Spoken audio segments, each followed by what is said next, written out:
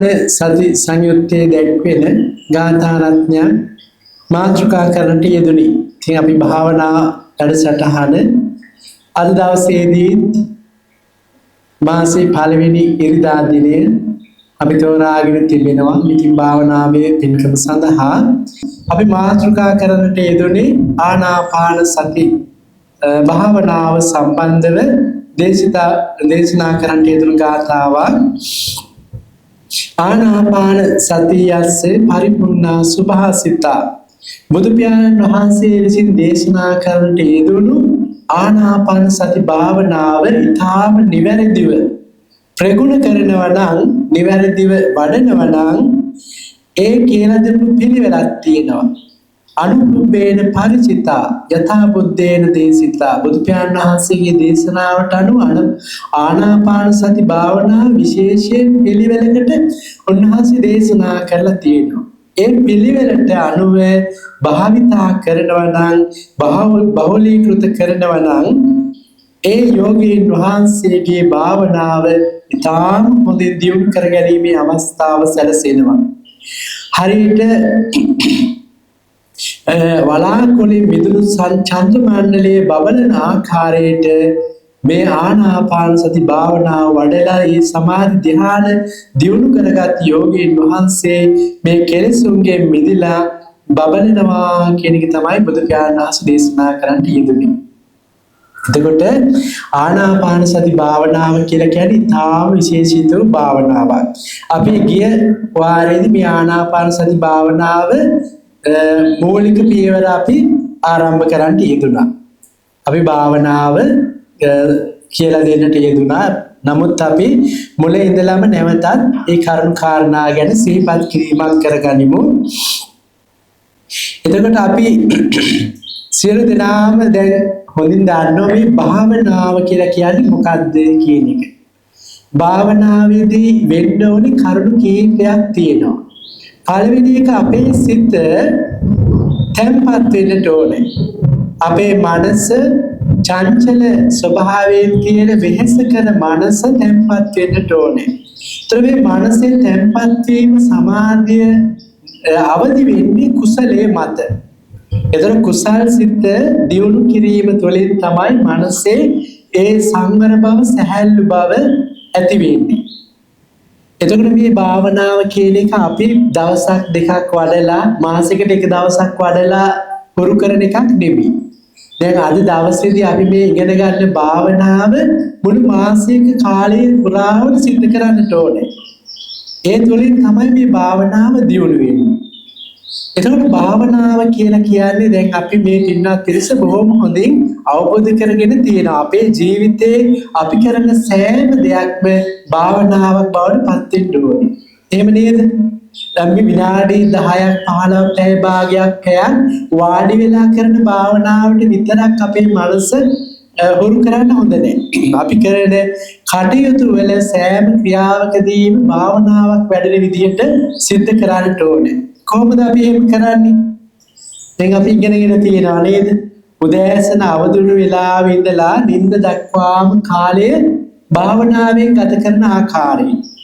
ඇත්තටම භාවනාව කියලා ඒ වචනේ අපිට සමාන පුරුදු වෙන්න පුළුවන්. අපි කරන හොඳ දේ.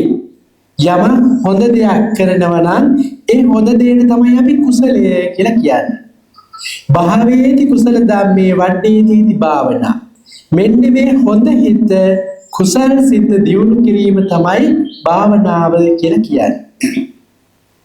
එතකොට දැන් අපි කරන සෑම ක්‍රියාවක්ම එක්ක කුසලයක් වෙනවා, එක්ක අකුසලයක් වෙනවා. එහෙම හිතලා තියනවාද?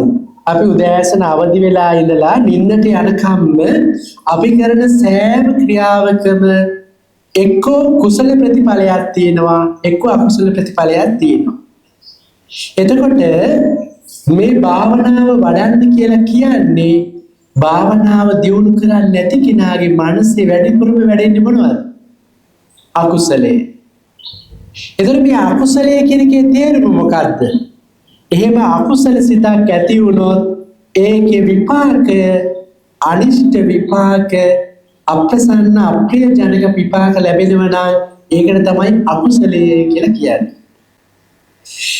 ඉෂ්ඨකාන්ත මනාප ප්‍රතිඵලයක් ලැබෙනවා නම් අපි ඒකට කුසලයේ කියලා කියනවා. අනිෂ්ඨ අප්‍රිය අමනාප විපාකයක් ලැබෙනවා නම් අපිට මේ 15 වෙනි සිත ඒක අකුසල සිතක්. එතකොට මොකද හිතන්නේ අපිට දවස් ගත්තාම දවසේ වැඩිපුර 15 වෙනි සිත භාවනා නොකරන අයගේ මොන සිද්ද? අකුසල සිත් 15 වෙනි. වැඩිපුර 15 වෙනි සිත් මොනවද? ලෝභ සිද්ද, දේශ සිද්ද, මෝහ සිද්ද? කියන්න බලන්න. ලෝභ සිත් තමයි වැඩිපුරම 15 වෙන්නේ. තේරුණා නේද? 80%ක්ම 15 වෙන්නේ ලෝභ සිත්. අපි ආහාරයක් ගන්න ගියත්, ඇඳුමක් පැළඳුමක් අඳින්න ගියත්, මොන දේ කරන්න ගියත් අපිට 15 වෙන්නේ මොන සිත්ද? ලෝභ සිත්. අන්න ඒ නිසා තමයි අපිට භාවනා කරන්න වෙන්නේ. සාමාන්‍යයෙන් දේශ සිත් අපි ඇති කරගන්න කැමැත්තෙන් වෙන්නේ නැහැ නේද? අපි දේශයට කැමති නැහැනේ. දේශයේ ස්වභාවය හිතට අප්‍රිය ස්වභාවය, එතන හිතට ගැටෙන ස්වභාවය. සාමාන්‍යයෙන් දේශ චරිතේ ඉන්නද අපි චරිතයේ වශයෙන් සලකලා බලනවා නම් දේශ චරිතය කියලා චරිත ස්වභාවයක් ඉන්නවා. ඒ අයට වැඩිපුර පහළ වෙන්න පුළුවන් දේශ සිත්. නමුත් හැමෝටම වැඩිපුරම පහළ වෙන්නේ ලෝභ සිත්. දැන් අපි දන්නවා ලෝභ සිත් ගත්තාම සෝමනස්ස සහගත, දිට්ඨිගත සම්ප්‍රයුක්ත, අසංකාරික කියන ලෝභ සිත තියෙනවා. ඒ වගේම කුසල සිත ගත්තොත් සෝමනස්ස සහගත, ඥාන සම්ප්‍රයුක්ත, අසංකාරික. මේ හිත් දෙකේම පොදු ධර්මතාවයක් තියෙනවා. මොකද්ද? සෝමනස්සය. එතකොට අපේ මේ ලෝභ හිතේ ප්‍රීතිය තියෙනවා. සතුට ප්‍රීතිය තියෙනවා. කුසල හිතෙත් හැම කුසල හිතකම නෙමෙයි, හැම ලෝභ හිතකම නෙමෙයි. නමුත් මේ සතුට ප්‍රීතිය තියෙන නිසා ඒකට කැමති. ඒ හිත ඇති කරගන්න කැමති. තේරුණා නේද? එතකොට මේ හැම වෙලාවකම අපිට පහළ වෙන්නේ ගොඩක් ලෝභ සිත්. අන්න ඒ නිසා එතකොට මේ ලෝභ සිත ඇයි අපිට හොඳ නැත්තේ? අපිට ඒකේ අනිෂ්ට වෙන්නේ ඇයි? දැන් අපි උදෑසන අවදි වෙලා ආපහු නිින්දට යනකම් අපිට අපි කරන කටයුතු අරන් බැලුවොත් ඒ කටයුතු කරලා තියෙන ගොඩක් ඒවා ලෝභ සිත්වලින් නේද? අපි ආහාර පාන ගන්න, ඇඳුමක් පැළඳුමක් අඳින්නේ, යාන වාහනේ කියන්නේ. ඒතකොට මේ දේවල් ලෝභ. හැබැයි මේ හැම එකක්ම කුසල සිතින් කරන්න පුළුවන්. තේරුණාද? මේ ලෝභ සිතින් කරන හැම දෙයක්ම කුසල සිතින් කරන්න පුළුවන්. ඒකට තමයි සතිපට්ඨාන කියන දේ වෙන්නේ. කුසල සිතේ අනිවාර්යයෙන්ම සතිය තියෙනවා. මොකද්ද? සතිය. එතකොට අපි මේ සතිය දියුණු කරොත් තමයි අපිට කුසල සිතක් ඇති කරගන්න පුළුවන් වෙන්නේ. එහෙනම් භාවේති කුසල ධම්මේ වඩ්ඩේති කියන ඒ භාවනාව නිර්වචනය කරන්නේ අපේ කුසල සිත පිහිටවන්න වෙනවා. ඔන්න බලන්න. දැන් අපි උදෑසන අවදි වෙනකොට අපි ඇඳකින් අවදි වෙනවා නේද? මම හැමදාම මේ කතාව කියලා දෙනවා. හේතුව අපි මේ භාවනාව දවසකින් දෙකකින් ඉවර කරන එකක් නෙමෙයි. මේ භාවනාව අපි අවුරුද්දක් කරගෙන ගියොත් අපිට ඒ අවුරුද්ද අවසාන වෙනකොට ලොකු ප්‍රතිඵලයක් තියෙන්න ඕනේ. එතකොට ඒ ප්‍රතිඵලය ඇති වෙන්නේ අපේ චර්යාවන් අපි වෙනස් කරගෙන තියෙන්න ඕනේ. අපි එදිනෙදා මේ ලෝභ සිතින් කරන හැම දෙයක්ම සෝමනස්ස සහගත, ඥාන සම්ප්‍රයුක්ත, අසංකාරික කියන ත්‍රි හේතුක කුසලයෙන් සිද්ධ කරන හැටි ඉගෙනගෙන තියෙන්න ඕනේ. ඊළඟට ඒ සිද්ම පහළ වෙන විදිහට දවසේ කාලය ගත කර ගන්න ඕනේ. තේරුණා නේද? හැබැයි ඒක ක්‍රමානුකූලව අපි පුරුදු කරගන්න. දැන් අපි උදෑසන අවදි වෙනකොට කම්මැලිකමකින් එහෙම නැත්නම් නිදිමත ගතියෙන් නැත්නම් ගැටීමෙන් අවදි වෙනවා. අපි ඒක නැති කරගන්න අපි සුවපත් වේවා කියන කුසල සිතකින් අවදි වෙන්න හුරු වෙනවා. එතකොට අපි වොෂ්රූම් එකට ගියත්, බාත්රූම් එකට ගියත් අපිට ඕනේ අපිට දත් බුරුසුව ළඟට තියෙනවා, සබන් ටික ළඟට තියෙනවා, වතුර ටික ළඟට තියෙනවා. මේ හැමදේම පහසුකම් සැලසීලා තියෙනවා. අපි මේ වෙලාවේදී මනස කුසලයට අරමුණු කරේ නැත්නම් මනසට අනිවාර්යයෙන්ම අකුසල අරමුණක්. තේරුණා නේද? මනස කුසලයට හුරු කරේ නැත්නම් අනිවාර්යයෙන් ඒ හිතස පුරවන්නේ අකුසල හිතක්. ඒ නිසායි අපි සතිපට්ඨාන සිහිය පිහිටුවමින් මේ පහළ වෙන අකුසල් හිත යටපත් කරලා කුසල සිතක් බවට පත් කරගන්න යන්නේ. එතකොට දැන් මේ සිත එක්ක තීන මිද්ද කම්මැලිකමකට එහෙම නැත්නම් ලෝභ සිතකට දුවන හිත දැන් අපි මේවා සකස් කරපුවායි සූපත් වේවා, මේවා ගෙනත් දුන්නු දෙමාපියෝ නම් ඊයයි සූපත් වේවා, මේවා සකස් කරපුවායි සූපත් වේවා කියලා කුසල් සිතකට ගන්නවා. මේ සමහර කෙනෙක් වෙන භාවනාවකට කැමති වෙන්න පුළුවන්. බුදුගුණ භාවනාවට වෙන්න පුළුවන්. ඒ තමන් කරන ඕනෑම භාවනාවක් මම අර උදාහරණයකට තමයි මෛත්‍රී භාවනාව ගන්නෙ. හේතුව මෛත්‍රී භාවනාවේ තියෙන විශේෂත්වය තමයි සමත භාවනාවලින් ආනිසංස වැඩිම භාවනාව. ඒ වගේම ගිහි අයට කරන්න තියෙන පහසුම භාවනාව. ඒ වුණාට දැන් ඒක හැමෝටම පොදු වෙන්නේ නැහැ. සමහර කෙනෙක් බුදුගුණ භාවනාවට කැමති. තවත් කෙනෙක් විදර්ශනා භාවනාව නේද? අනිත්‍ය වශයෙන් වඩන්න කැමති කෙනෙක් ඉන්න පුළුවන්. ඒ හැම භාවනාවක්ම අපි ඉදිරියේ සාකච්ඡා කරනවා. එතකොට මේ විදිහට අපි අද මේ ආකාරයට අපි මේ භාවනාව කුසල සිත පවත්වන ආකාරය ඉගෙන ගන්නවා. එතකොට ඔන්න අපි දැන් අර විදිහට උදෑසන අවදි වෙලා අපේ කටයුතු මෛත්‍රී සිතින් කරන්න පුරුදු වෙනවා. ඊළඟට අපි දැන් අපිට කවුරු හරි තේ එකක් හදලා ගෙනත් දෙනවා කියලා හිතමු. තමන්ගේ දුව දරුවෙක් වෙන්න පුළුවන්, ස්වාමි දියණියක් වෙන්න පුළුවන්, මෑණි කෙනෙක් වෙන්න පුළුවන්. මේක අතට ගන්නකොටම සූපත් වේවා කියන එක හුරු කර ගන්න ඕනේ. තේරුණා නේද? එහෙම නැතිනම් ඒ වෙලාවේ අපේ හිතට එක්ක ගැටීමක් එන්න පුළුවන්. එක්කෝ ඒ වෙනුවෙන් අපිට එක්ක ආසාවක් එහෙම තෘෂ්ණාවක් එන්න පුළුවන්. මේ තේ එක ගැන හරි මොනවා හරි දෙයක්. එතකොට අන්නේ හිත යටපත් කරන්න කුසල සිත වඩන්න ඕන. අපේ ජීවිතේ අපිට ඉතාම පුංචි කාලයක් තියෙනවා. මනුස්ස ජීවිතය කියන්නේ එච්චර දිග ආයු කාලයක් නෙවෙයි. ඒ නිසා මේ පුංචි කාලය අපි පුළුවන් තරම් ඉතාම වැදගත් විදිහට කටයුතු කරගන්න යොදා ගන්නට ඕනේ. එතකොට මෙන්න මේ විදිහට හොඳ කළමනාකරණයක් දවස පුරාවට පවත්වන්න ඕනේ. අම්මා කෙනෙක් නම් ආහාර ටික සකස් කරනකොට, ගෙවල් දොරවල් පිරිසිදු කරනකොට නේද දැන් අපේ හැම ගෙදරකම බුදුරජාණන් වහන්සේගේ පිළිරුවක් තියලා වන්දනාමාන කරනවා නේද? ඒතර සමහර ගෙවල් වල අම්මලා බුද්ධ පූජාව තැන්පත් කරනවා. ඉතින් මේ ගේ අමදිනකොට පුළුවන්කම තියෙනවා මේ බුදු පියාණන් වහන්සේ වැඩ ඉන්න තැන නේද? දැන් මේ පන්සල අමදිනියට කියන්නේ මොකද්ද? වත් පිළිවෙත් කරනවා නේද? වෙయ్యාවච්ච. ඒ කියන්නේ මොකද්ද? කුසලයක්. වෙయ్యාවච්ච කියලා කියන්නේ දස කුසලයෙන් එකක්. එතකොට තමන්ගේ ගෙදර තමන්ගේ චේතනාව කුසලයේ පිහිටුවාගෙන ඒ වත් පිළිවෙත් කරන කුසලයේ කරන්න බැයිද? පුළුවන්. ඒතර මෛත්‍රිය වඩමින් පුළුවන්කම තියෙනවා අර ගේ අමදින්න. දැන් බුදු පියාණන් නැත්තම් බුදු ගුණ වඩමින් පුළුවන්කම තියෙනවා ගේ අමදින්න. දැන් බුදු පියාණන් වහන්සේලාත් එක්කනම් බුද්ධ පූජාව සකස් කරන්නේ අර දාන සකස් කරන වෙලාවට බුදු ගුණ වඩමින් කරන්න පුළුවන්. ඒ හැම කටයුත්තක්ම කුසලයෙන් කරන්න පුරුදු වෙන්න ඕනේ. මේක මේ දවසකින් දෙකකින් කරන්න ඕනේ නෑ නෙවෙයි කියලා දෙන්නේ. අවුරුදු 5කින් හරි කමන්නේ එමීට කරගෙන ඇවිල්ලා ඉතින් එන්න ඕනේ. තේරුණා නේද? යම් දවසක අපේ මනස ඒ தത്വෙට දියුණු කරගන්න ඕනේ. නැතුව අපිට මේක දවසකින් දෙකකින් භාවනා වඩලා සමාධි ධ්‍යාන කරා යන විදිහක් නෙවෙයි. ඒ විදිහට ප්‍රගුණ කරන හිත දැන් මොකද වෙන්නේ? දවස පුරාවටම කුසල සිත පුරුදු වෙනවා. මේ කුසල සිත කියලා කියන්නේ මොකද්ද? මේ කුසල සිතේ මොනවද තියෙන්නේ? මොනවද මේ කුසල සිතේ තියෙන්නේ? මේ කුසල සිතේ ගොඩාක් ධර්මතා තියෙනවා. තේරුණා නේද? මම මේ කරුණු අද පැහැදිලි කරලා දෙන්නම්. එතකොට ඒ කරුණු හොඳට තේරුම් ගන්න ඇයි මේ කුසල සිත වඩන්නේ කියලා කියන්නේ කියන එක.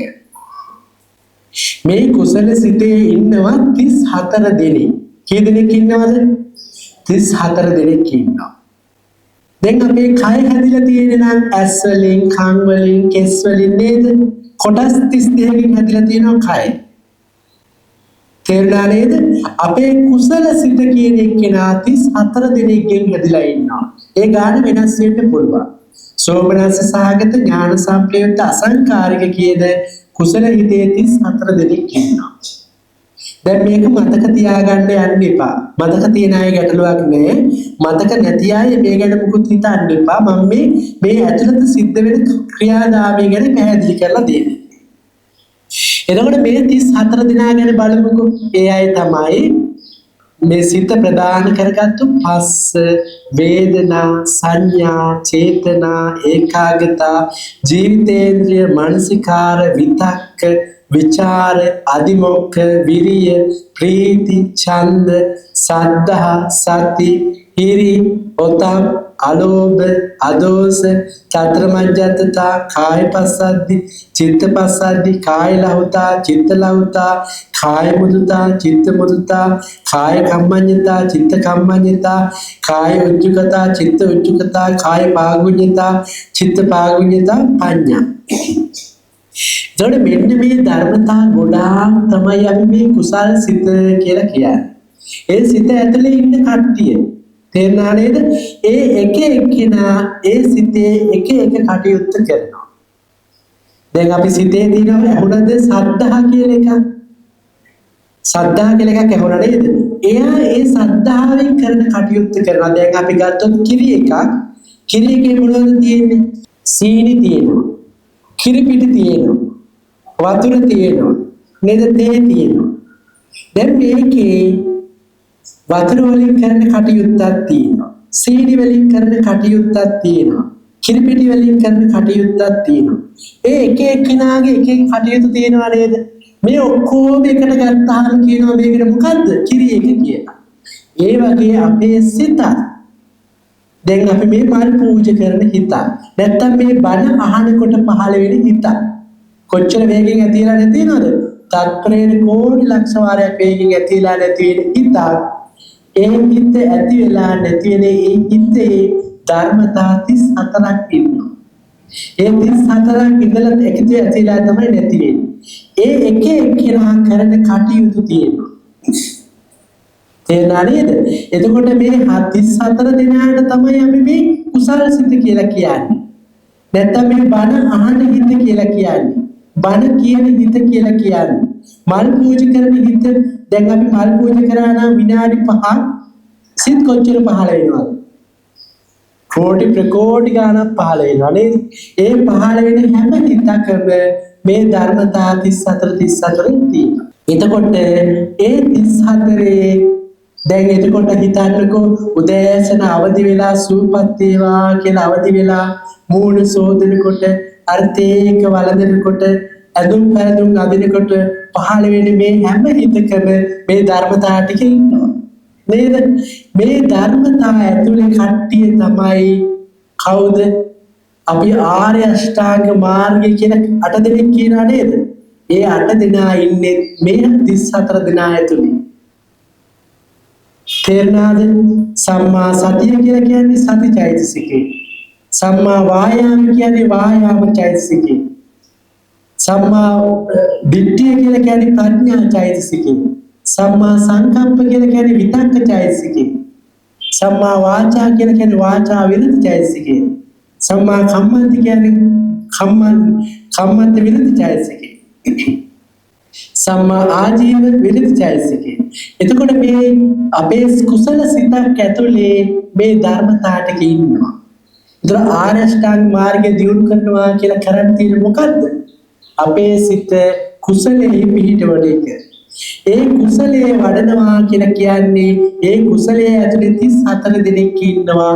ඒ 34 දෙනාගේ කිම්ම දෙනෙක් තමයි ආර්ය අෂ්ටාංග මාර්ගය කියලා කියන්නේ. එතකොට අපි කුසල සිත වඩනවා කියලා කියන්නේ මේ ආර්ය අෂ්ටාංග මාර්ගයේ අංගයන් දියුණු කරනවා. ඒවා ඊටාම පුංචි පැල වගේ තියෙන්නේ. කරන්නේ පැල මහත් වෙලා ලොකු වෙලා පැලේ වැඩිලා ඇවිල්ලා යම් දවසක ඒක විශාල ගහක් බවට පත් වෙනවා. ඒ වගේ අපි භාවනා කරන්නේ නැත්නම් මේ කුසල සිත වඩන්න මේ ධර්මතා දියුණු වෙලා එනවා. එතකොට මෙන්න මේ ධර්මතා අර 34 ඇතුලේ තමයි ඉන්නේ සත්තා, සති, හිරි, ඔතම්, අලෝභ, අදෝස, තත්‍රමජ්ජත්තතා, කාය පස්සද්ධි, චිත්ත පස්සද්ධි මේ චෛතසික ධර්ම කුසල පාක්ෂික ධර්ම. ඒ දේවල් තමයි අපේ මේ භාවනා හිතේ වැඩෙන්නේ. තේරුණා නේද?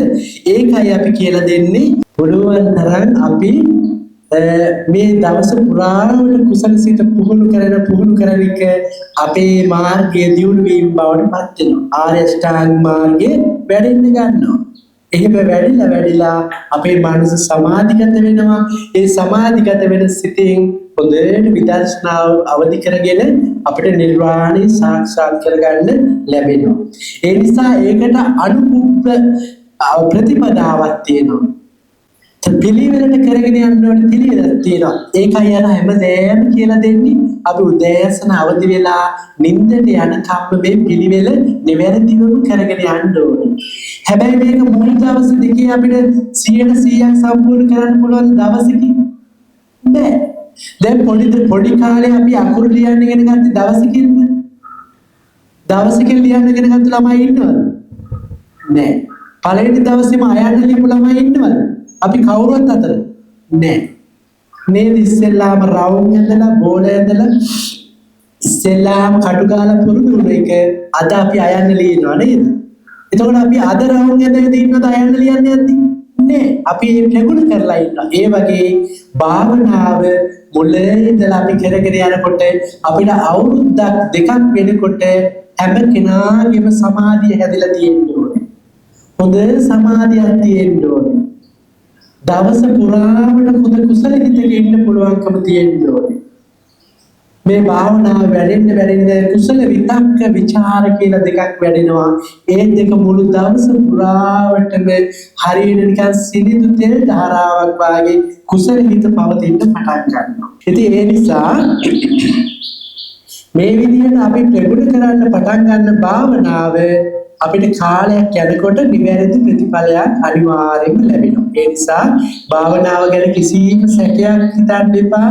ඒ වගේම මොකද විශ්වාසයක් ඇතුව හැමදේම මේ භාවනාව සඳහා සම්බන්ධ වෙන්න ඒ වගේම දවස පුරාවට පුරුදු කරන්න. ඒක පළවෙනි දවසේ කාලය යොදා ගන්න දවසට පැයක් හරි.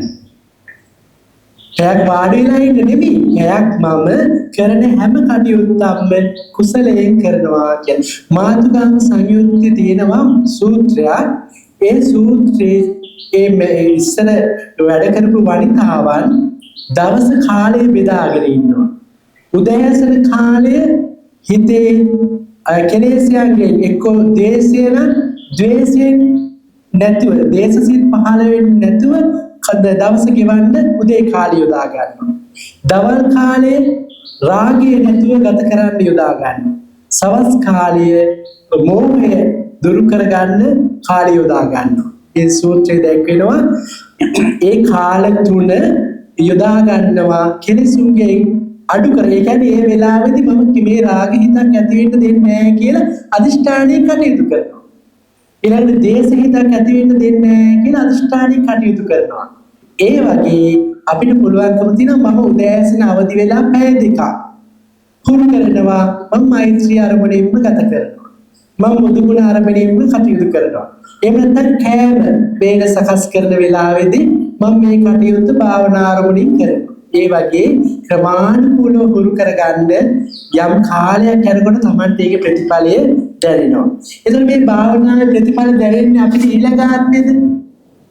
මේ නිවන කියන එකේ ප්‍රතිඵලය තියෙන්නේ අපේ මරණයෙන් පස්සේද? නෑ. මේ ධර්ම අවබෝධය ලැබෙන හැම මොහොතකම ඉඳලා ඒ සැනසෙල්ල ලැබෙනවා. මේ භාවනාව දියුණු වෙන්න ඒ හිතේ කුසලයේ වැඩෙන්න ඒ කුසලෙහිදී සතුට, ප්‍රීතිය, සද්ධාව, සති, හිරියොත්තා පාදී හොඳ කුසල ගුණ ධර්ම පවතිනවා. ඒතර කුසලයේ කියලා කියන්නේ සැපයට නමක්. ඒ නිසා ඒ කුසලයේ වැඩෙන්න හිත තමන්ගේ හිත සතුටින් ප්‍රීතියෙන් පවතින. ඒක තමයි අපිට දිට්ඨ ධම්ම වේදනීයව මේ භාවනාවෙන් ලැබෙන ප්‍රතිඵලය. ඉතින් මෙන්න මේ කාරණා අපි සිහිපත් කරගෙන අපි එවනම් භාවනාවට සූදානම් වෙමු. අපි ආනාපාන සති භාවනාවේ හුස්ම රැල්ල ගණන් කරන ක්‍රමයට ගිය වාරේ කියලා දුන්නා. මේ භාවනා කරනකොට යම් කෙනෙක් ඖෂධ වර්ග පාවිච්චි කරනවා වෙන්න පුළුවන් දීර්ඝ කාලීනව සමහර ලෙඩ රෝග වලට. එහෙම ඒ කියන්නේ අසනීපතා තියෙන අය පොඩ්ඩක් කලින් දැනුවත් කිරීමක් කරන්න. ඒ සමහර කෙනෙකුට මේ සමාධි භාවනාව වඩනකොට පුංචි ගැටලු මතුවෙන්න පුළුවන්. ඒ නිසා ඒ වගේ අසනීප වාග්යතා තියෙන අය චුට්ටක් ස්වාමීන් වහන්සේට කලින් මතක් කරන්න ඉදිරි උපදෙස් දෙන්න පුළුවන් කොහොමද කරන්න කියලා. ඒ වගේම මේ ආනාපාන සති භාවනාව වඩන්නේ ස්වභාවික හුස්ම රැල්ල. ඒක තමන් හිතලා ගන්න යන්නේ නැහැ. පාලනය කරන්න යන්නේ හුස්ම රැල්ල. ආශ්වාස ගන්නකොට ආශ්වාස පිට කරනකොට හොඳට සිහියෙන් ඉන්න.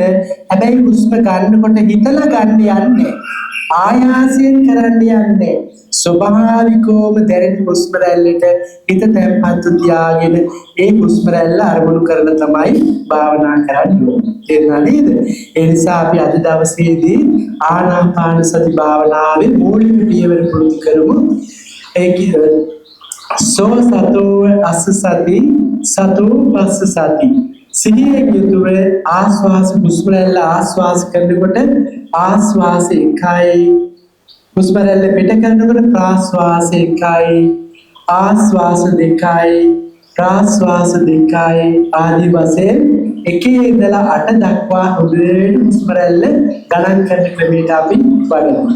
හොඳයි, දැන් අපි වාඩි වෙලා पूर्व कृत्य करान नमस्कारे කියන්නේ නමෝ තස්සේ භගවතු අරහතු සම්මා සම්බුද්දස්සේ නමෝ තස්සේ භගවතු අරහතු සම්මා සම්බුද්දස්සේ නමෝ තස්සේ භගවතු අරහතු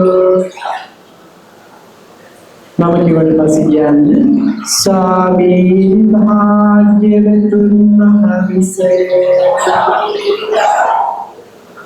මාගේ සිත කය වචනයෙන් බුද්ධ රත්නයක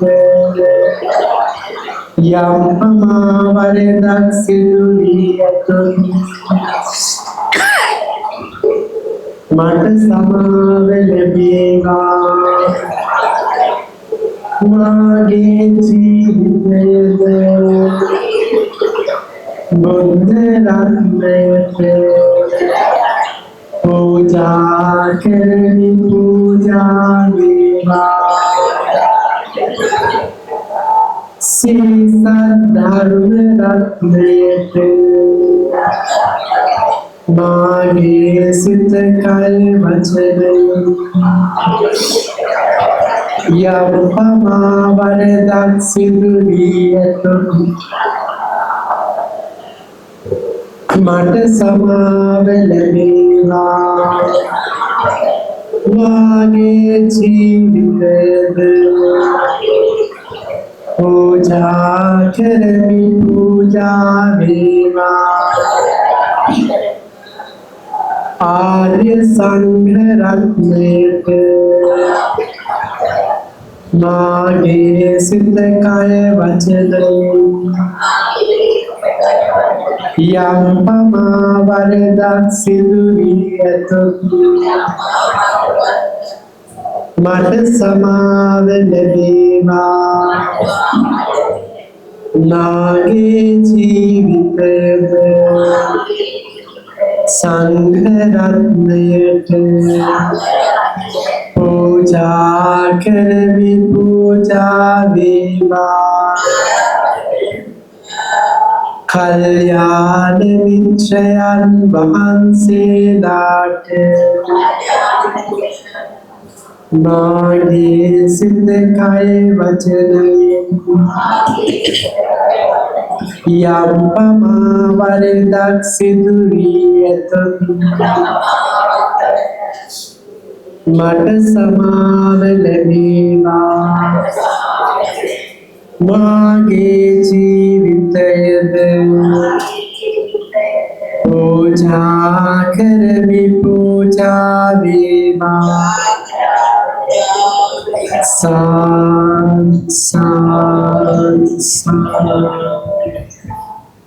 දැන් තැන්පත් වෙලා කොන්ද ඍජුව තියාගෙන හුස්ම රැල්ලට හිත තැන්පත් තියාගෙන හුස්ම ඇතුල් වෙනකොට ආශ්වාසයයි පිට වෙනකොට ප්‍රාශ්වාසයයි වශයෙන් හුස්ම ස්ථාපිත කරගන්න. සමහරව දැන් අර හිත සමාධි කරන කටයුත්ත කරනකොට ඉතින් එහෙම ගැටලුවක් කවදාවත් දැනගන්නේ නැහැ. හරි නිවැරදි විදිහට භාවනා කරනකොට. ඉතින් ඒක අපි අර සමහර කෙනෙකුට ආනාපාන සතිය වඩන්න කිව්වම මෙයා ඒක අර කෘතිමවම කරන්න ගන්නවා. හුස්ම රැල්ල මේ හිතලම ආස්වාස ප්‍රාස්වාස කරන්න. එහෙම කරනකොට ටික වෙලාවක් යනකොට මහන්සි වෙනවා. මේක ස්වභාවිකවම වෙන්න දෙන්න කියලා දෙන භාවනාව මුදෙන් අහගෙන ඒක හිතට ධාරණය කරගන්න ඕනේ. ඒක තමයි වැදගත්ම වෙන්නේ. හිතට ධාරණය කරගෙන මේ පිළිවෙලට කරගෙන යන්න ඕනේ. නැත්නම් භාවනාවේ කිසිම මේ ගැටලුවක් එහෙම වැරදීමක් වෙන්නේ නැහැ. මොකද බෞද්ධ භාවනා ක්‍රම තියෙන්නේ පිළිවෙලට හිත සමාධිගත කර ගැනීම සඳහා. ඒතර භාවනාව වඩනකොට වෙනම මොන වගේ ගැටලු මතුවුණාද? අපි සාකච්ඡා කරමු භාවනාව ගැන.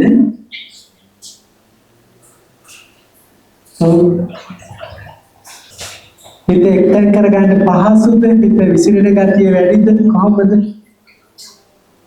ඔව්. විසිරෙන ගතිය වැඩි නේද? දැන් මේක අපි තේරුම් ගන්න ඕනේ දෙයක්. තාම අපේ මනස ලදරු මනසක්. කියන්නේ බොහෝම මොළ භාවනා මූලික යෝගීන් වහන්සේ කෙනෙකුගේ මනස බොහෝම කියන්නේ විසිරෙන ස්වභාවයෙන් තියෙන හිත විවිධාකාර අරමුණු ඔස්සේ දුවන හිතක් තියෙනවා. ඒක තාම කුසල විතක්ක ਵਿਚාරයෙන් පුරු වෙලා නැහැ. ඒ නිසා විවිධාකාර අරමුණු කරා හිත දුවනවා. එක්කෝ ශබ්දයක් ඇසුනොත් ඒ ශබ්දේ කරා හිත දුවනවා. එහෙම නැත්නම් මොනවා හරි දෙයක් මතක් වෙන්න ගත්තොත් ඒ දේවල් කල්පනා කර කර මේ භාවනා මානසිකාරයෙන් හිත මිදෙනවා. ඒක තමයි අපි හැමෝටම තියෙන ගැටලුව. එතකොට මේ ගැටලුව අපි निराකරණය කරගන්න තියෙන දේ තමයි සිහිය. හොඳට සිහිය දියුණු කරගන්න ඕනේ. තේරුණාද? සිහිය කියන්නේ මොකක්ද? සිහිය කියන්නේ මොකක්ද?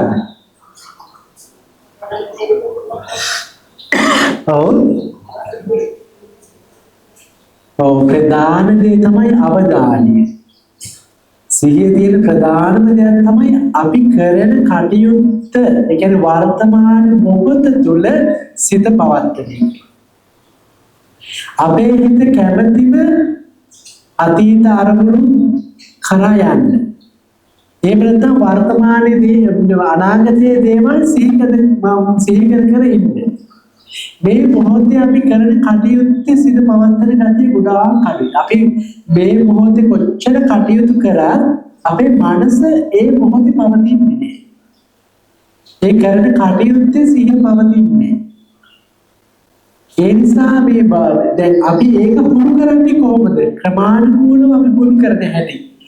සිහිය පිට ඕන හැටි. ඒක තමයි අපි මුලින්ම ඉඳලම කියලා දෙන්නේ. මේක පුරුදු කරන්න ඕනේ දෙයක්. සිහිය කියලා කියන්නේ දියුණු කරනකොට පුරුදු කරන එක. දැන් අපි සිහිය පවත්නකොට ඔය ඉරියාපත මානසිකාරයේදී සෑම ඉරියව්වකම සිහිය පුරුදු කරන්න ඕනේ. ඒකනේ අපි සක්මන් භාවනාවේදී ඔසවනවා, ගෙන යනවා, තබනවා. අපි ඉස්සෙල්ලාම කරන්නේ ඔසවනවා, තබනවා. වම් කකුල නම් වම් කකුල ඔසවනවා, තබනවා. දකුණු කකුල ඔසවනවා, තබනවා. ඒ විදිහට පියවර සංඥාවේ හිත පවකද ඒ වෙලාවේ කරන දේ සිහිය පවත්වනවා. එතකොට ඊළඟට අපේ බුදු පියාණන් වහන්සේ මහා සතිපට්ඨාන සූත්‍රය දේශනා කරේ ගච්ඡන්තෝ වා ගච්ඡාමි පජානාති. සක්මන් යන එක තමයි යනවා කියන දැනගන්න. කිතෝ වා කිතෝමීති පජානාති. හිටගෙන ඉන්නවනම් වාඩි වෙලා ඉන්නවනම් ඒ ඉරියව්වේ සිහිය පවත්වනවා. ආලෝකිතේ විලෝකිතේ සම්පජානකාරී නේද?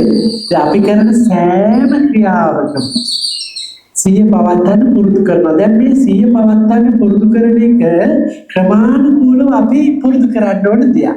ඒතකොට දැන් අපි මේ සිහිය පවත්වනවා කියන එක ඉරියව්වක විතරක් නෙවෙයි. අපි කරන සෑම ක්‍රියාවකම පුරුදු කරන්න පුළුවන්. මේ ඒක තමයි අපි අර බොල්ලේ අවදි වුණු වෙලාවෙම අපි මොකද කරන්නේ? හිතට පුරුදු කිරීමක් කරනවා කුසලයේ ඉන්න. ඊට පස්සේ අපි ඒ කරන හැම වෙලේම කුසලයට මතක් කර දෙනවා. අන්න වර්තමාන මොහොතේ සිහිය දියුණු කරනවා. එහෙම හුරු කරන්න ඕනේ. එතකොට අපි සක්මන් භාවනාවේදී යමක් කරනකොට කියනකොට මේ හැම දෙයකම සිහිය පවත්වන්න පුරුදු වෙන්න ඕනේ. දැන් තව ඉදිරියේදී ඊළඟ පියවරකදී අපි පුරුදු කරන්න ඕනේ අපි කියන හැම වචනයක්ම අපි පිට කරන හැම වචනයක්ම සම්මා වාචා වෙනවා කුසල පැත්තේ, අනිත් පැත්තේ මිච්ඡා වාචා වෙනවා. මාර්ගාංගයක් නේද වචනේ කියන්නේ. දැන් මේ පිටුතුන් කතා කරනකොට මම මාර්ගාංගයක් වඩනවා කියලා හිතනවද? එහෙම හිතන අය ඉන්නවද? නෑනේ. කාලයක් යනකොට ඒ මානසිකාරය හිතේ හොඳට වැඩෙන්න ඕනේ. වචනයක් කතා කරනකොට මේ මනස මාර්ගාංගයක් දියුණු කරනවා කියන මානසිකාරය හිතේ වැඩෙන්න ඕනේ. ඒක තමයි සිහිය දියුණු කරනවා කියන්නේ. සිහිය දියුණු කරන්නේ අපි උපක්‍රම යොදන්නට ඕනේ. දැන් බුදු පියාණන් වහන්සේ අපිට සෑම ඉරියව්වකම සිහිය පවත්වන්න ඒ අපිට හුරු කරගන්න ක්‍රමයක් කියලා දුන්නා. ඊළඟට අපි කතා කරන හැම වචනයකම සිහිය පවත්වන්න පුරුදු කරනවා.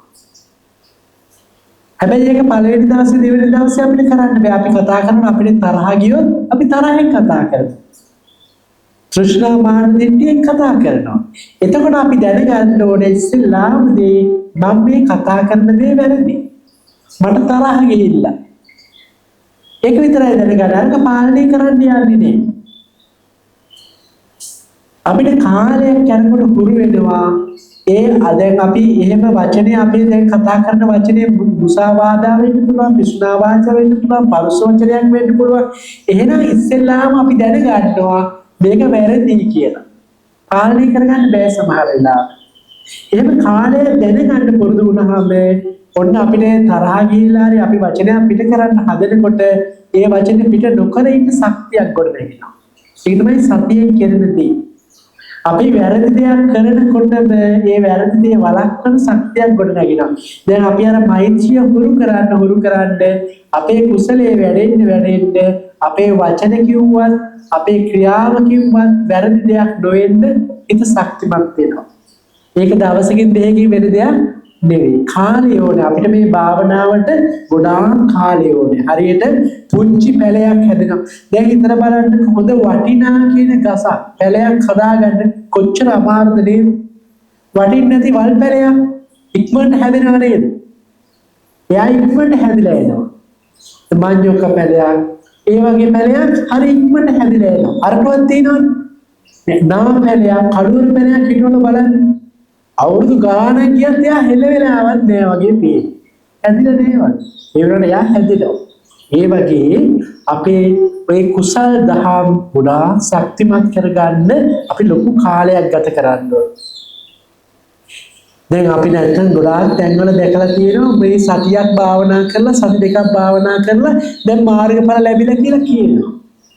අපිට මාර්ගඵල ලැබුණාට හිතේ කෙලෙස් තියෙනවා නම් වැඩක් තියනවද? නෑ. අපේ හිත කෙලෙස් නැති වෙන්න ඒ ලැබෙන සැනසෙල්ල තමයි අපි භාවනාවකින් හරි දහමින් හරි බලාපොරොත්තු වෙන්නේ. අපිට සහතිකයක් හරි මොකක් හරි ලැබිලා මනසේ දුක තියෙනවා නම් ඒකින් අපිට වැඩක් වෙන්නේ නෑ. ඒ නිසා අපි මේ කටයුතු කරන්නේ නිවැරදිව මනස ටික ටික දියුණු කරගෙන ඒ මනස කුසලයේ පවත්වලා ප්‍රඥාව දියුණු කරගෙන ඒ නිවන කරාම යන සැනසෙලිදායක ගමන. ඒ නිසා කාලය ඕනේ ක්‍රමානුකූලව දියුණු කරන්න ඕනේ. එතකොට දැන් අපේ මේ පින්වත් මෑණියුරු පියවරු වචනයක් කතා කරනකොට දැන් සිහිය පවත්වන්න පුරුදු වෙන්න ඕනේ. කොච්චර වටින දෙයක්ද වචනේ කියලා කියන්නේ. මාර්ගාංගයක් නේ. නිවන් දකින්න වඩන්න ඕන ප්‍රධාන මාර්ගාංගයක් තමයි සම්මා වාචා.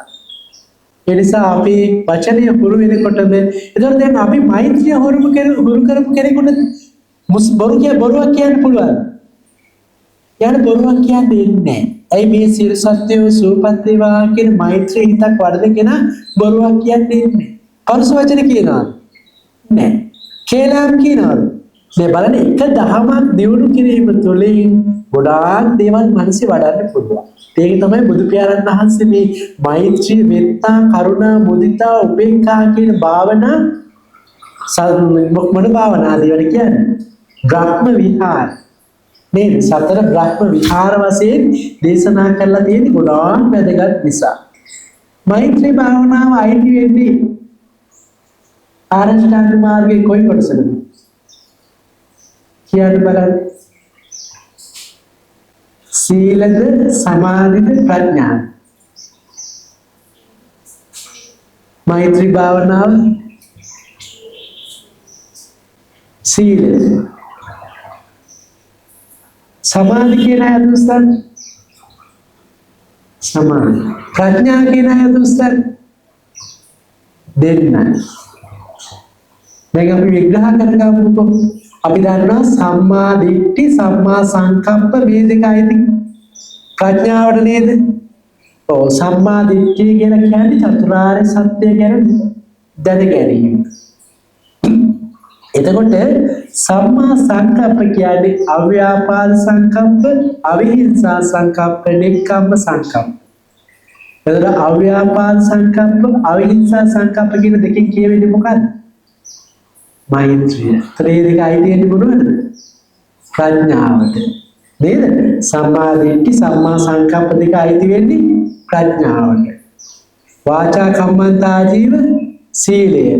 වායාම සති සමාධි ප්‍රඥා මේ සමාධියට මැද්දේ තුන සමාධියට අවසාන තුන මැද්දේ තුන සීලයට අවසාන තුන සමාධියට මුල් දෙක ප්‍රඥාවද සම්මා දිට්ඨි සම්මා සංකප්ප දෙක අයිති වෙන්නේ මොනවද ප්‍රඥාවට. එතන මෛත්‍රී භාවනාව අයිති වෙන්නේ ප්‍රඥා භාවනාව. ඒ නිසා මේ දැන් සමහර වෙලෙ දෙන්න පුළුවන් හරි සරල භාවනාවක්. ඇත්තටම සරලයි. ඒ වුණාට තාම වටින භාවනාව. දැන් හිතලා කියන්නේ සම්මා සීලයට අයිතිනවනේ සම්මා කම්මන්ත, සම්මා ආජීව, සම්මා වායාම. එතන සම්මා කම්මන්ත වලට අයිති මොනවද? ප්‍රාණඝාතයෙන් වැළකීම, අදත්තා දානයෙන් වැළකීම, කාමීත්‍යාචාරයෙන් වැළකීම. මෛත්‍රිය වඩන කෙනෙක් සතුන් මරනවද? නෑ. සතුන් මරන්න බෑනේ මෛත්‍රී වඩන කෙනාට නේද? ප්‍රාණඝාත. හොරකම් කරන්න පෙළඹෙන්නේ නැහැ. කාමීත්‍යාචාරයෙන් පෙළඹෙන්නේ නැහැ. ඒ නිසා එක දහමක් වැඩිම තුලින් ගොඩාක් ගැඹුරු මානසිකත්වයක් දියුණු කරන්න පුළුවන්. ඒ නිසා අපි දේශනා කරන්නේ එකම භාවනාවයි හරියන්නේ කියලා. නමුත් මේ භාවනාව තුළ ලොකු හරයක් තියෙන තව ආනාපාන සති භාවනාව. එතකොට අසුභ භාවනාව ගොඩාක් භාවනාවලින් ගොඩාක් ගැඹුරට හිත දියුණු කරගන්න පුළුවන්කම තියෙනවා. ඒ නිසා දැන් අපි මේ භාවනා ගැන අපි අවබෝධය සකස් කරගෙන මේ සම්මා සතිය හැම තැනකම සිහිය දියුණු කරන එක පුරු කරගන්න ඕනේ. ආනාපාන සතියේ මොකද කරන්නේ? හුස්ම රැල්ල ගැන හිතෙන් පිටවාගෙන ඒ සිහිය පවත්වන එක පුරුදු කරගන්නවා. ඒ නිසා හුස්ම රැල්ල ගැන සිහිය පවත්වන්න පුළුවන්. මෛත්‍රී භාවනාව මෙත්තානුස්සති, මෛත්‍රී සිහිය, අසුභානුස්සති, අසුභය පිළිබඳව සිහිය. තේරුණා නේද? එතකොට අපි දැන් මේ දවසේ කාලය භාවනාවෙන් ගත කරගන්න හුරු කරගන්න. හරිම වටිනවා. රැකියාව කරන කට්ටිය රැකියාව ගුණ මාර්ගාංගයට අයිති වෙන්නේ. සම්මා ආජීව. එතන අපි කරන රැකියාව බුදු පියාණන් වහන්සේගේ නිවන් මාර්ගයේ අංගයක්. එතන අපි ඒ කටයුත්ත භාවනාව කරගන්න ඕනේ. අපි වැරදි මේ ආජීවය කියන්නේ නැහැ. මොනවද වැරදි ආජීව? ඔව් මොනවද? වාසවිස වෙලඳාම, අවියායුධ වෙලඳාම, මස් පිණිස සතුන් වෙලඳාම නේද? එතකොට අවියායුධ වෙලඳාම, මත්ද්‍රව්‍ය වෙලඳාම මෙන්න මේ වැරදි දේවල් වලින් වැළකීලා අපි කරන යහමත් හැම දෙයක්ම සම්මා ආජීව. දීපයත්ම සඳහා කරන යහපත් දේ සම්මා ආජීව. එතකොට සම්මා ආජීව කියන්නේ මොකද්ද? මාර්ගාංගයක්. රැකියාවට යනකොට මම මේ මාර්ගාංගයක් වඩනවා කියලා හිතාගෙන යන අය කවුද ඉන්නේ? එහෙම හිතාගෙන දෙයට යන්නේ. නැත්නම් රැකියාවක් කරේ එහෙම හිතාගෙන. මේ කරන කටයුත්ත මට නිවන පිණිස පවතින දෙයක්. බුදු පියාණන් වහන්සේ බලන්න කොච්චර මේ බුදුදහම ප්‍රායෝගිකද. මේ නිවන් දකින්න වැඩි යුතු මාර්ගයේ කොච්චර දේවල් අපේ ජීවිතය ඇතුළත්ද? ඒතර අපි කරන දේ නිවැරදිව හරියට කරනවා නම් අපිට භාවනාව කියලා වෙනම දෙයක් තියෙනවද ජීවිතය ඇරෙන්න? අපේ ජීවිතය ඇරෙන්න බුදුරජාණන් වහන්සේ මාර්ගාංග ලෙස වැඩි යුතුයි කියලා වෙන මොනවා හරි කියලා තියෙනවා. ඒතර මේ අපේ බෞද්ධ ජීවිතේම තමයි මාර්ගාංග ටික වැඩිලා අපේ නිවන කරා යන ජීවිතයක්. නිවැරදිව දහමට අනුව ජීවත් වුණා නම් එයා මිය පරලව යනකොට මොන තත්ත්වෙක ඉන්නවද? හොඳ මාර්ගඵලයක් ලැබලා තියෙනවනේ, සමාධියක් ලැබලා තියෙනවනේ, හොඳ අවබෝධයක් ලබාගෙන වයසට ගිහිල්ලා තියෙන්නේ. ඒතර එයාගේ ජීවිතේ සාර්ථකයි. ඒක බෞද්ධ ජීවිතේ. නිසා අපි අප්‍රමාදී වෙන්න ඕනේ. එතකොට අපේ ජීවිතේ දැන් අපි කරන රැකියාව උනත්, එතකොට අපි කතා කරන වචනේ උනත් මාර්ගාංග කියලා දැනගෙන අපි මේ කටයුතු කරන්න ඕනේ. එතකොට බුදුරජාණන් වහන්සේ අපිට පැහැදිලි කරලා දුන්නේ එදිනෙදා ජීවිතේ භාවනාවක් කරගන්න හැටි. එහෙම භාවනා කරන පින්නතුන්ට ඔන්න අපිට විනාඩි 10ක් ඇතිකිට සමාධි කරගන්න. ඒ දවස පුරාවටම කුසල් හිත වැඩිලා තියෙන්නේ. එතකොට මේ කුසලයේ වැඩෙන්න කුසලයේ තියෙන මොනවද? සද්ධා, සති, හිරි, පොතා, අලෝභ, අදෝස, තත්ත්ව මධ්‍යස්ථ, කායපස්සද්ධි. මේ ගොඩාක් බලගත චිත්ත ශක්තිය. ඒවට කියනවා චෛතසික නැත්නම් සිතේ යෙදෙන ධර්මතා. සිතට තනියම වැඩ කරන්න බෑ. නේද?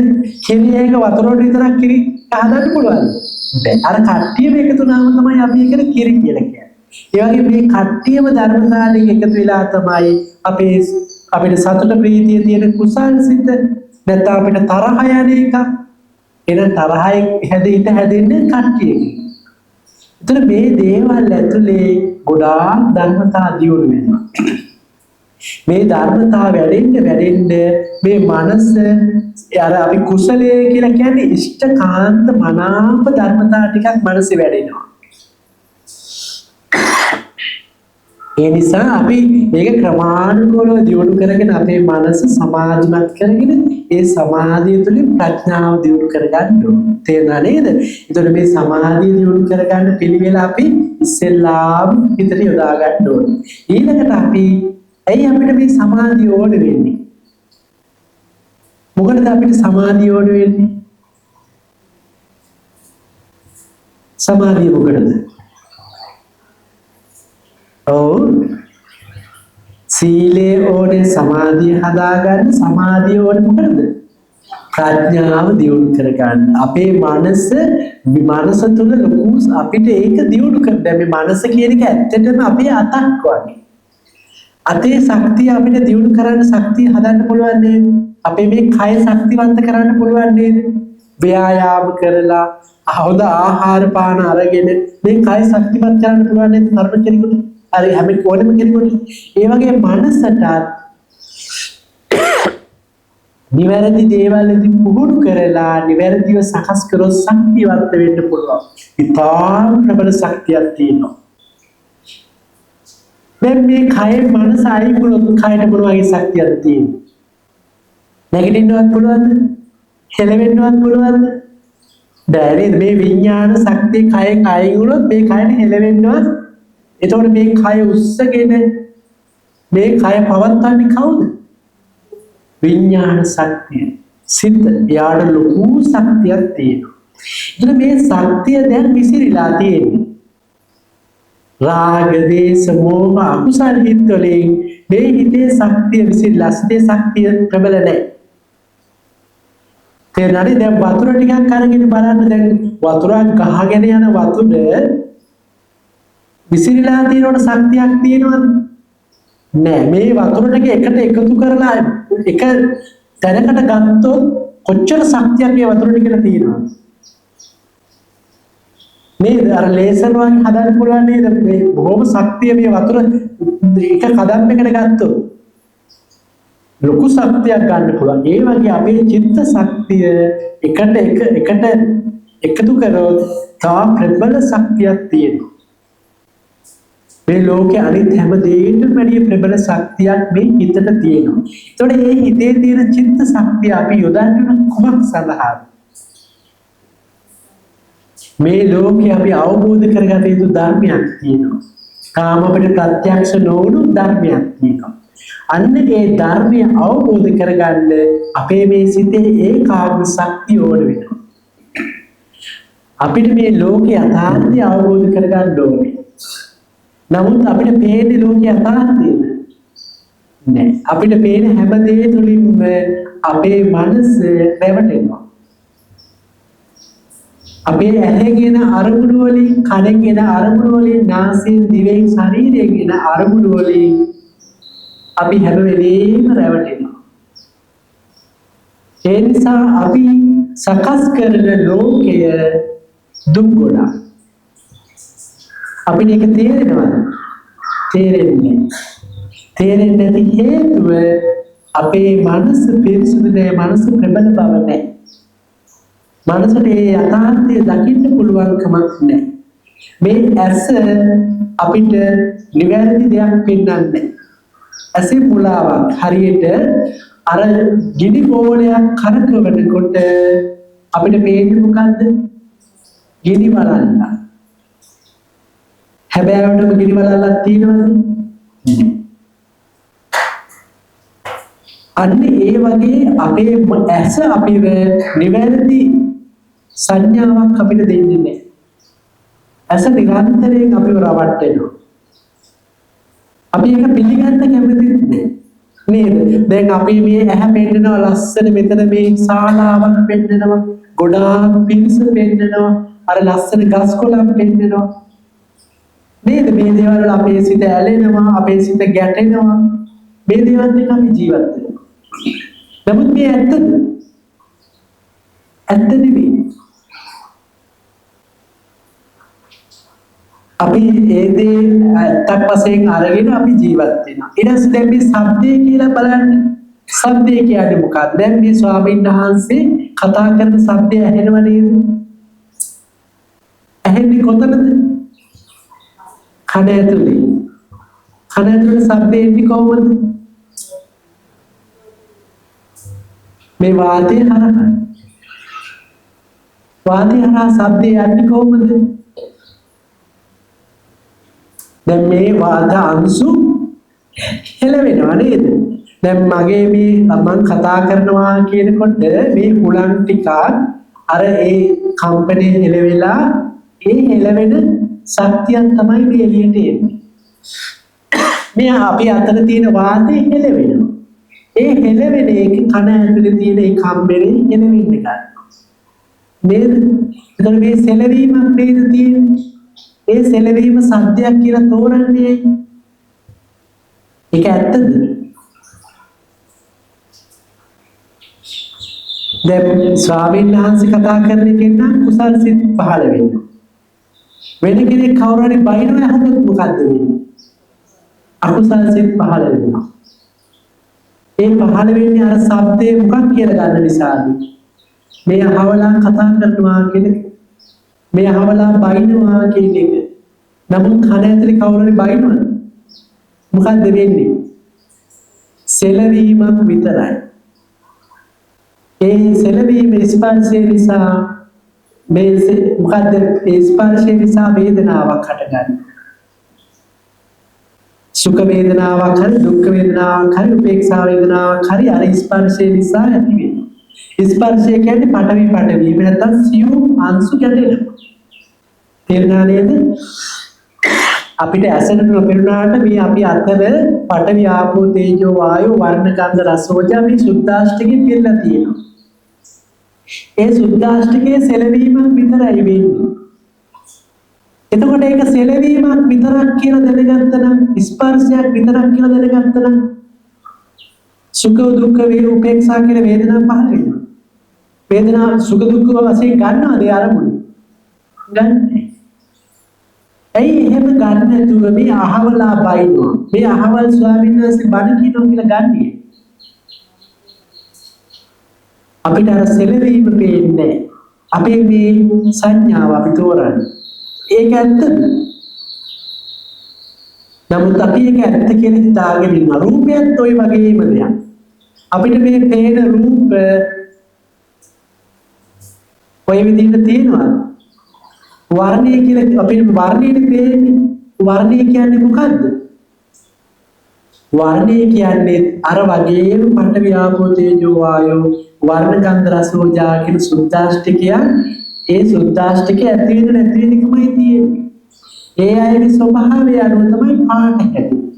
පාට කියලා කියන්නේ වෙනස් වීමේ ස්වභාවය. තේරුණාද? වෙනස් වීමේ ස්වභාවය. දැන් අපි දැකලා තියෙනවානේ සමහර බලු රතු පාටක් පෙන්වනවා, කළු නිල් පාටක් පෙන්වනවා, කහ පාටක් පෙන්වනවා නේද? ඒක වෙන්නේ කොහොමද? ඒ වර්ණය කියන්නේ අංශු කම්පනය. ඒ කම්පනයේ ස්වභාවය. ඒතර අංශු මේ හැම තැනම තියෙන වෙනස් වීමක් විතරයි. නමුත් අපිට වෙනස් වීම පේනවද? නෑ. දැන් හිතලා බලන්න අපි ලස්සන තොරණක් බලනවා. අපි ලස්සන තොරණක් බලනකොට අපිට පේන්නේ මොනවද? බුදුරැස් මාලා පේනවා. වතුර ගලන් යන එකක් තියෙනවා නම් එහෙම දෙයක් පේනවා. නේද? හැබැයි මෙහෙම එකක් තියෙනවා. එහෙනම් මොකද්ද තියෙන්නේ? බලුප් එකක් නෙවෙනවා. ඒක දකින්නවද? නෑ. ඒ වේගය වැඩි කමෙන්ට අපිට ලස්සන ලස්සන දේවල් පේනවා. ඒ ඇත්තද? ඒ ලස්සන දේවල් පේනකොට අපේ සිත සතුටට ගිහිල්ලා ලෝභ අරමුණු ඇති කරගෙන අපි සතුට වෙනවා. නරක දෙයක් හද දෙයක් දැක්කොත් අපි ඒකත් එක්ක ගැටිලා අපි දුකක් හදාගන්නවා. ඔන්න ඔය දෙකේ නේද අපි ඉන්නේ. නමුත් අපි ඒකේ දැක්කේ අර බලුප් එකක් නිවෙනවා මත් වෙනවා කියලා විතරයි කියලා අපි ඒක දැක්කොත් මොකද වෙන්නේ? අපි ඒක හොඳයි ලස්සනයි කියලා ගන්න යනවා. නේ. අපිට පේන දේ නරක දෙයක් අවලස්සන දෙයක් වුණත් ඒකත් එක්ක ගැටෙන්න යනවා. නේ. නමුත් මේ ඇස අපිව රවට්ටනවා කියන එක පිළිගන්න පුළුවන්ද? කන දිව නහය මේ පංච ඉන්ද්‍රියයන්ම අපිව රවට්ටන එකයි. මේක තේරුම් ගන්න ලොකු ප්‍රඥාවක් ඕන. ඒ ප්‍රඥාව මතුවෙන්නේ හොඳ සමාධිමත් හිතක. අන්නේ ඒ සමාධිය හදාගන්න තමයි අපි ඉස්සෙල්ලාම ඔය මෛත්‍රී භාවනා, ආනාපානසති භාවනා, අසුභ භාවනා දියුණු කරන්නේ. තේරුණා නේද? ඒ භාවනාවලින් සමාධිය හදාගත්තොත් ඒ සියුම් හිතකට පුළුවන් මේ නාම රූප විනිවිද ගිහිල්ලා මේ වෙනස් වෙන අර ස්වභාවයට හිත ගේන්න. තේරුණා නේද? එතකොට අර හිත මේ වෙනස් වෙන තැනට අරන් යන්න පුළුවන් මානසික ශක්තියක් ගොඩ නැගන්න පුළුවන්. අන්න යම් දවසක් වෙනවා ඒ ශක්තිය ප්‍රමාණවත් වෙලා මේ රූපය ගැන මේ හිත ගැන විනිවිද දකින්න. තේරුණාද? අර මම සිත ගැන සිතේ ධර්මතා ගොඩක් කියනවා නේද? ඒව දැන් අහුණ විතරනේ. ඒව එකක්වත් දැන් අවබෝධ කරගන්න ලැබුණාද? නෑනේ. භාවනා වඩලා හිත සමාධිය ඕනේ වෙන්නේ ඒ සමාධිය පුළුවන් වෙනවා අර හිතක් අරගෙන ඒ හිත ඇතුලේ තිබුණු අර එක එක ධර්මතා ලියා ගන්න වෙන් කරගන්න. තේරුණාද? මේ කය අරමුණු කරගෙන මේ කය හැදිලා තියෙන්නේ මොනවද කියලා එක ලියා ගන්න පුළුවන්. ඒක දැන් අපේ ඇස් දෙක පියාගෙන කරන්න කිව්වොත් පුළුවන්ද? බෑ. ඒකට ලොකු චිත්ත ශක්තියක් ඕනේ. ඒකට තමයි සමාධිය ගොඩනගන්නේ. හැබැයි අපේ මනසට ක්‍රමානුකූලව ටික මේ ධර්මතා දැකීමේ හැකියාව හදාගන්න. තේරුණාද? ඒ නිසා අපි මේ භාවනාව ක්‍රමානුකූලව දියුණු කරගෙන යනකොට සමත භාවනාව දියුණු කරලා විදර්ශනාව දියුණු කරන්න ඕනේ. හැබැයි අපිට ලැබිලා තියෙන තාම කෙටි මනුස්ස ජීවිතයක්. ඒ මනුස්ස ජීවිතයේ මුළු කාලෙම සමත භාවනාව දියුණු කරන්න ගත්තොත් මොකද වෙන්නේ? දැන් අර එක තාපස කෙනෙක්. ඒ තාපස කෙනා දැන් බුදු පියාණන් වහන්සේ මහා සංඝරත්නයේ ගංගාවක ඉවුරක ඉන්නවා. ඒ ගංගාවේ ඉවුරේ ඉන්නකොට මේ තාපස කෙනා ඇවිදගෙන ඇවිල්ලා බුදුරජාණන් වහන්සේ දිහා අවඥා විදිහට බලලා අර වතුර දිගේ ඇවිදගෙන යනවා. මේ බුදුරජාණන් වහන්සේ ඉඳලා ඔරුකාරය ආවට පස්සේ ඔරුවෙන් අර අනිත් පිරිසත් එක්කගෙන අර ගඟේ ඉතර වෙලා යනවා. දැන් කට්ටිය හිතනවා අර තාපස කෙනා කොච්චර ශ්‍රේෂ්ඨද? යා මේක උඩින් ඇවිදගෙන ගියා. එහෙමයි හිතන්නේ. බුදුරජාණන් වහන්සේ එගොඩට ගිහිල්ලා අර තොටියගෙන් අහනවා මේ එගොඩ වෙන්නේ කීයක් ගන්නවද? අඩමස්සක්. ඒ කියන්නේ තාම පොඩිම මුදලක් අය වෙන්නේ. අර තාපසතුමාගේ වතුර උඩින් යන ගමන අඩමස්සයි වටින්නේ. ඇයි මේ ඔරුවෙනුත් ඒකම නෙමෙයි. නමුත් එයාගේ ජීවිතේ කොච්චර කාලයක් ඒකට වැය කරන්නේ. ඒ හින්දා බුදු පියාණන් වහන්සේ දේශනා කරන්නේ ඊට වඩා ශ්‍රේෂ්ඨ දෙයක් තියෙනවා. ඒ තමයි සමාධිය පුළුවන් ආකාරයට දියුණු කරගෙන ඒ තුලින් විදර්ශනාව සම්පූර්ණ කරගන්න. දැන් යාට ඒ ජීවිතේ විතරයි ඒක ලැබෙන්නේ. ඊළඟ ජීවිතේට ලැබෙනවද? ඒ ජීවිතේ යා භාවනා කරලා පුරුදු කරලා ඒක තියාගෙන ඉන්නකොට භාවනා කරන්න බැරි වුණොත් අසනීපයක් ඇතිලා ලෙඩ වුණොත් අර සමාධි ශක්තිය නැති වෙලා ආයි මරණයට පත් වෙලා ඊළඟ භවයේ සතෙක් වෙලා ඉපදුණොත් ඒ ශක්තිය නැති වෙලා යනවා. මිනිස්සෙක් වෙලා ඉපදුණොත් ආයි භාවනා කරන්න ඕනේ. හැබැයි විදර්ශනාව වඩලා ප්‍රඥාව දිනු කරලා මාර්ගඵලයක් ලබන තිබෙන ඒක නාය කවදාව සතර අපායට යන්නේ නැහැ. ඊළඟ භවයට ඒ ධර්මතාවය යනවා. ඒ නිසා බුදු පියාණන් වහන්සේ දේශනා කරන්නේ තමන්ට පුළුවන් අර සචිත්ත සමාධිය දියුණු කරගෙන ඒ සමාධියෙන් නවතින්නේ නැතුව විදර්ශනාව දියුණු කරගන්න ඕනේ.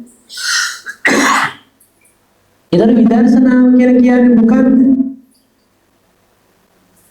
විදර්ශනාව කියලා කියන්නේ මොකක්ද? අනිත්‍ය දුක්ඛ අනාත්ම කියන මේ ධර්මතා ගැන අවබෝධය හදාගන්න. එහෙනම් අනිත්‍ය කියන්නේ මොකක්ද? අනිත්‍ය කියන්නේ වෙනස් වෙනවා නේද? වෙනස් වෙන්නේ කොහෙද? වෙනස් වෙන්නේ කොහෙද? දැන් මේ මේසි වෙනස් වෙනවද? මේසි වෙනස් වෙනවා. හරි. මේසි කියන්නේ මොකක්ද? දැන් අපි ඒක හොඳට පැහැදිලි කරද්දී දැන් කිව්වේ මේසි වෙනස් වෙනවා කියලානේ පඨවි ආපෝ තේජෝ වායෝ වෙනස් වෙන කතාවක් කිව්වේ නෑ කවුරුවත්. කෙලින්ම කිව්වේ මේසි වෙනස් වෙනවා කියලා. මේසි වෙනස් වෙනවා. අපේ ඇහැ අනිත්‍යද? ඇහැ අනිත්‍යයි. කන නාසය කොහොමද ඇස අනිත්‍යයි කියලා කියන්නේ?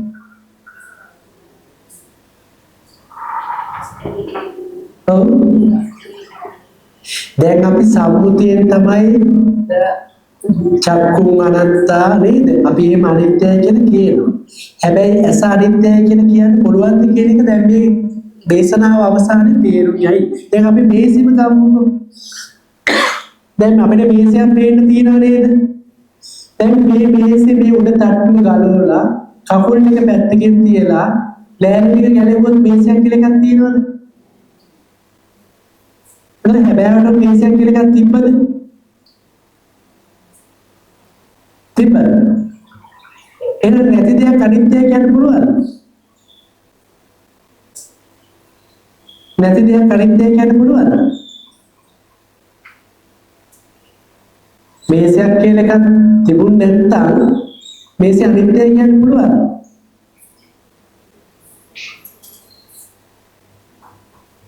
දැන් මෙතන තියෙනවා ලෑලි ටික. ලෑලි අනිත්‍යද? ලෑලි අනිත්‍යයි. හරි මේ ලෑලි ටික කුඩු කරලා කුඩු ටිකක් කරනවා. දැන් ලෑලි කියලා එකක් නැහැ. ඒත් ලෑලි අනිත්‍යයි කියන්න පුළුවන්ද? ලෑලි අනිත්‍යයි කියන්න පුළුවන්ද? ලෑලි කියලා එකක් නැත්තම්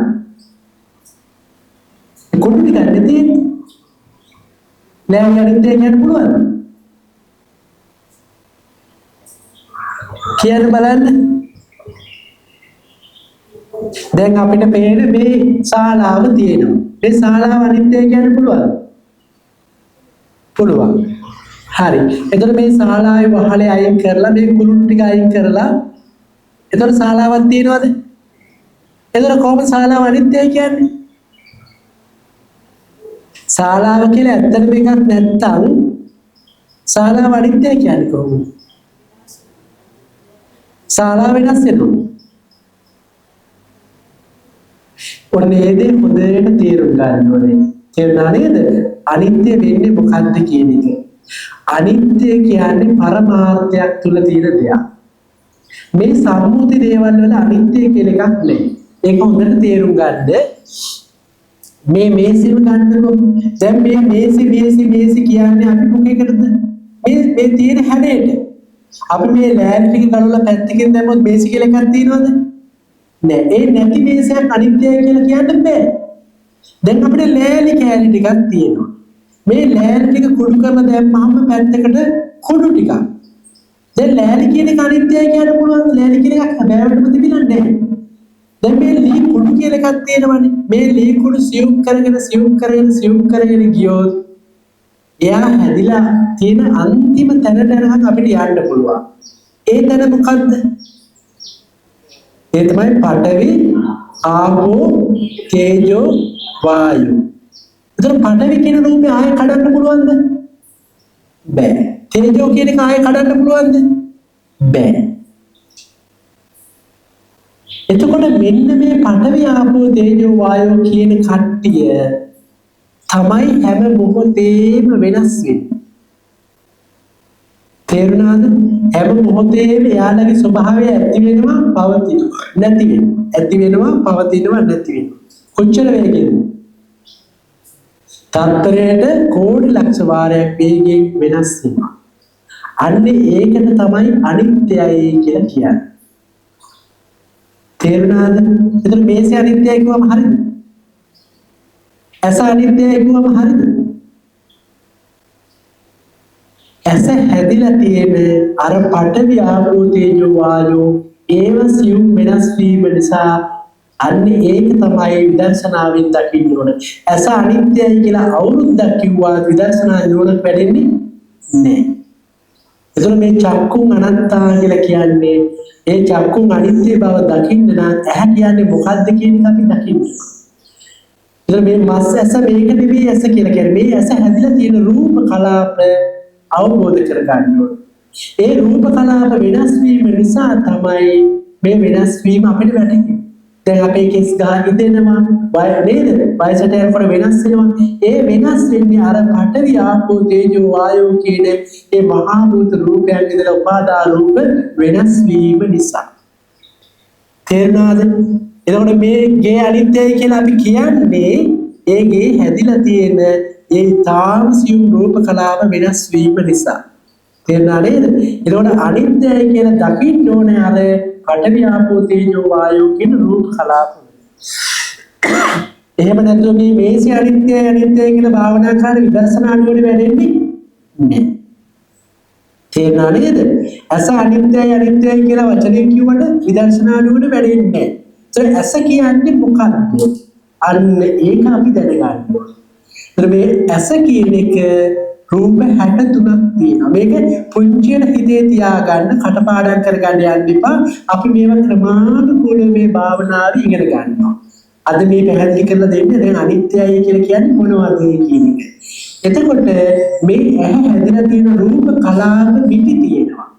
තාම සියුම් රූප කලාප මිටි තියෙනවා. දැන් හිතන්නකෝ වැලි වලින් හදලා තියෙන මිනිස් රූපයක් වැලි වලින් හදලා තියෙනවා කියන්නේ. දැන් ලස්සන මිනිහෙකුගේ රූපයක් වැලි වලින් හදලා තියෙනවා. දැන් මේ වැලි කොට කල්ප කරලා දැම්මොත් ඒ වැලි ටික බෙබුවට වැටෙනවා නේද? අන්න ඒ වගේ හිතන්න මේ කය වැලි ගොඩක් වගේ සියුම් රූප ගොඩක් කියලා. අන්න ඒ රූප සියුම් කරගෙන යනකොට තාම සියුම් රූප අංශු මෙටි 63ක් තියෙනවා මේ ඇහි. 63ක් කියන්නේ මිටි වර්ග 63ක්. කෝටි ගණන් තියෙන රූප වර්ග 63ක් තියෙනවා. මොනවද?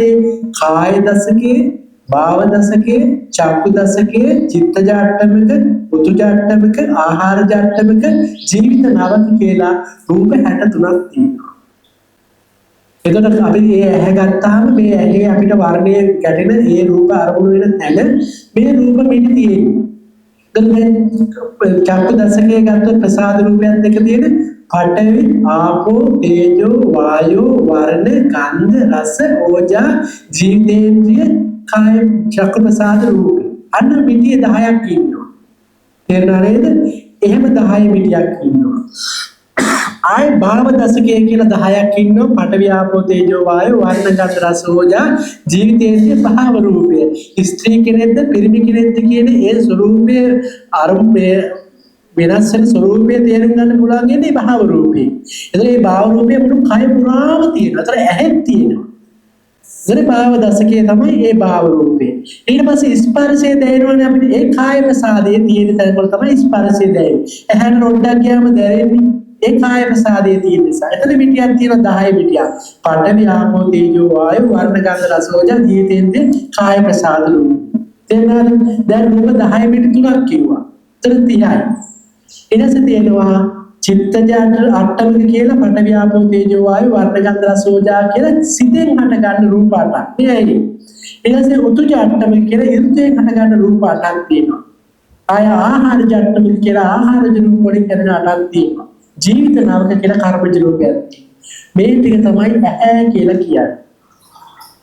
එතකොට මේ ඇහි මේ රූප ටිකට හිත අරගෙන ගිහිල්ලා මේ රූප තමයි පඨවි ආපෝ තේජෝ වායෝ තත්පරේ කෝටි ලක්ෂ වාරයක් වේගයෙන් වෙනස් අර බලුප් එකක් නිවිනවපත් වෙනවා වගේ තැන තමයි මෙන්න මෙතන මේක දැක ගන්න ඕනේ මෙන්න මෙතෙන්ට තමයි අනිත්‍යයි කියලා කියන්නේ තේරුණා නේද මේ ඇතිවීම නැතිවීම දෙකේ පෙළෙන නිසා තමයි දුකයි කියලා කියන්නේ මේක කාටවත් කෙනෙකුට පාලනය කරන්න පුළුවන්ද වෙනස් කරන්න පුළුවන්ද තමන්ට ඕන විදිහට පවත්වන්න පුළුවන්ද බෑ ඒකට තමයි අනාත්මයි කියලා කියන්නේ. ඒතර අනිත්‍ය දුක්ඛ අනාත්ම කියන තැනට මනස අරගෙන ගියොත් විතරයි විදර්ශනාව වැඩෙන්නේ. තේරුණාද?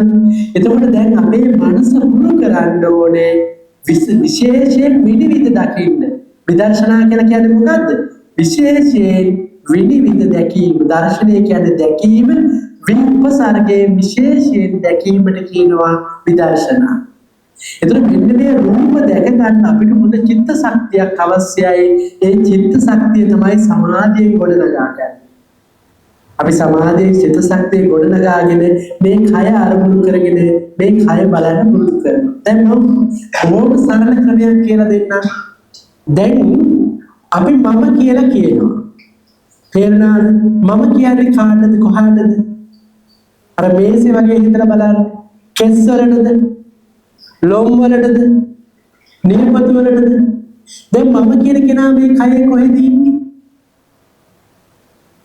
සැබෑවට මම කියන කෙනෙක් නෑ. එහෙනම් මුදට මතක තියාගන්න විදර්ශනාවෙන් අපි කරන්නේ මේ නැති මම නේද? ඉන්න මම නැති ඇත්තටම නැති මම අපි හදාගෙන ඉන්න මම නැති ස්වභාවය අවබෝධ කරගන්න. තේරුණා නේද? අවිද්‍යාව නිසා තමයි දුක ඇති වෙන්නේ. නම් විද්‍යාව පහළ කිරීම තුළින් අපිට මේ දුක නැති කරන්න පුළුවන්. එහෙනම් මේ ලෝකේ හැම ප්‍රශ්නයක්ම ගොඩ නැගෙන්නේ මම හරහා. හිතලා බලන්න. මගේ දේවල් වලින් නේද දුක එන්නේ? මගේ නොවන දේවල් වලින් දුක එනවද? එහෙනම් මගේ වෙන්නේ මම නිසා නේද? මගේ දේවල් හැදෙන්න නම් මම කියන කෙනෙක් ඉන්නවද නේද? එහෙනම් අපි බලන්න ඕනේ මම කියන කෙනා කවුද? මම කියන කෙනා කඩා ගන්න පුළුවන් නම් අපේ සෑම ප්‍රශ්නයකටම උත්තරයක් හම්බ වෙනවා. එතකොට නිකන් සරලව දල වශයෙන් හිතලා බලන්න මගේ නොවන දේවල් වලින් දුක් වෙනවද? දැන් හිතන්න කොහේ හරි කෙනෙක් මරණයටපත් වෙලා දැන් මේ මොහොතේ මේ ලෝකෙ මිනිස්සු මැරෙනවා. අපිට දුකක් එනවද? නෑ. එතකොට දැන් හිතලා බලන්න ලංකාවේ කවුරු හරි මැරිලා ඉන්නවා. අර අපේ රටේ කියන හැඟීමක් හරි තියෙන නිසා පුංචි දුකක් එනවා. බලන්න මගේ කියන ස්වභාවය. අපේ ගමේ කෙනෙක් මැරිලා දැන් ඊට වඩා දුකක් එනවා. ඊට පස්සේ නග අහල පාල තමන්ගේ පවුලේ කෙනෙක් තමන්ගේම දරුවෝ දැන් බලන්න දුක එන්නේ තව කොහේ හරි දරුවෙක් මැරුණා නම් අපිට එහෙම දුකක් එන්නේ. හැබැයි තමන්ගේ එතකොට මේ තමන්ගේකම හැදෙන්නේ කොහොමද? මම නිසා. මම නිසා මගේ දේවල් හැදෙන්නේ. එතකොට මේ මම මගේ කියන සංඥාව කැඩුනොත් අර එන දුක සම්පූර්ණ නවතිනවා. ඒක ප්‍රායෝගිකව කරලා බලන්න පුළුවන් දෙයක්. තම තමන්ගේ මනසේ මේ දර්ශනය ඇති වෙන්න තමන්ගේ මනස සැපේ කරා යනවා. ඉතින් බලන්නකෝ දැන් දරුවන්ගේ ප්‍රශ්න. තමන්ගේ නිසා නෙමෙයි මේ ප්‍රශ්න තියෙන්නේ කියලා. දැන් ඕන තරම් වෙන දරුවෝ ඉන්නවා. එයාගේ ප්‍රශ්නේ නේද? තමන්ගේ නිසා ප්‍රශ්නේ. තමන්ගේ තමන් තමයි ප්‍රධානම වෙලා තියෙන්නේ. ඒ නිසා හොඳට තේරුම් ගන්න මේ ප්‍රශ්නේ ප්‍රධාන ප්‍රශ්නේ අපි විසඳනකොට අපිට අර ගැටලු ඔක්කොම විසඳෙනවා. එහෙනම් ඒ විසඳීම තියෙන්නේ මම කියන සංඥාව කැඩීම තුල. එහෙනම් මම කියන සංඥාව කඩන්න නම් මේ කය හැදිලා තියෙන මේ ස්වභාවික කෙස් ලෝම නියපොතු දස් බලන්න මම කෙස් වලට මම කියනවාද? එහෙනම් කෙස් කියලා එකක් තියෙනව නේද? දැන් කෙස් ගහ සියුම් කුඩු වලට කඩන්නේ. දැන් කොයි කුඩුවටද කෙස් ගහ කියන්නේ? දැන් තියෙනවද කෙස් ගහ? දැන් කුඩු ටික. දැන් මේ කුඩු ටික සියුම් කරගෙන ගියාම තියෙන්නේ පඨවි ආපෝ තේජෝ වායු. පඨවි කියන්නේ කොච්චර වේගයෙන් වෙනස් වෙනවද? තත්පරයට කෝටි ලක්ෂ වාරයක් වේගය. එහෙනම් අපිට මේකේ තියෙනවා කියලා ගන්න දෙයක් තියෙනවද? එහෙනම් මම කියන කෙනා කොච්චර වේගයෙන් වෙනස් වෙනවද? තාත්‍රයේ කෝටි ලක්ෂ වාරයක් වේගයෙන් ඇති වෙනවා නැති වෙනවා. ඇති වෙනවා නැති වෙනවා. ඇතිවීම නැතිවීම දෙකෙන් පෙළෙනවා. කාට හරි පුළුවන් දෙක නවත්තන්න. ඒ නිසා මෙන්න මේ ධර්මතාවයේ තේරුම් ගන්න තමයි විදර්ශනා භාවනාව කියන්නේ. ඒතර මේක කොච්චර ගැඹුරු වුණා ක්‍රමානුකූලව හිත වඩන්න පුළුවන්. තේරුණානේ? ඒ නිසා පටන් ගන්න තියෙන්නේ මේක වෙන කරන්න කොටස් කරන්න. විනිවිද දකින්න.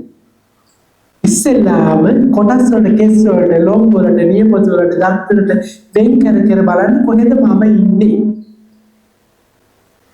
එතනින් තේරුම් අරගෙන තව චුට්ටක් ගැඹුරට යන්න. ගිහිල්ලා අර පඨවි ආපෝ තේජෝ වායෝ කියන තැනට හිත අරගෙන මේ වෙනස් වීම නිසා අනිත්‍යයි කියලා හිතකි. එකපාර බෑ. මහා සාගරේ එකපාර ගැඹුරු වෙනවද? නෑ. වෙරළ හරියදී අඟලෙන් දෙකෙන් ගැඹුරු වෙන්නේ. බබෙන් මීටරෙන් ගැඹුරුලා යොදුන් ගණන් ගැඹුරු වෙනවා. ඒ වගේ ප්‍රඥාව ටික ටික දියුණු කරලා ගොඩාක් ගැඹුරට දියුණු කරගන්න පුළුවන්. ඒ නිසා මුලින්ම Taman තේරුම් ගන්න Tamanගේ කය ගැන බලන්න පුළුවන්. එහෙම නැත්නම් මේ ගොඩනැගිල්ලක් ගැන හිතලා බලන්න පුළුවන්. නේද? ලස්සන බිල්ඩින් එකක්. කොහෙද මේ බිල්ඩින් එක තියෙන්නේ? වහලෙද?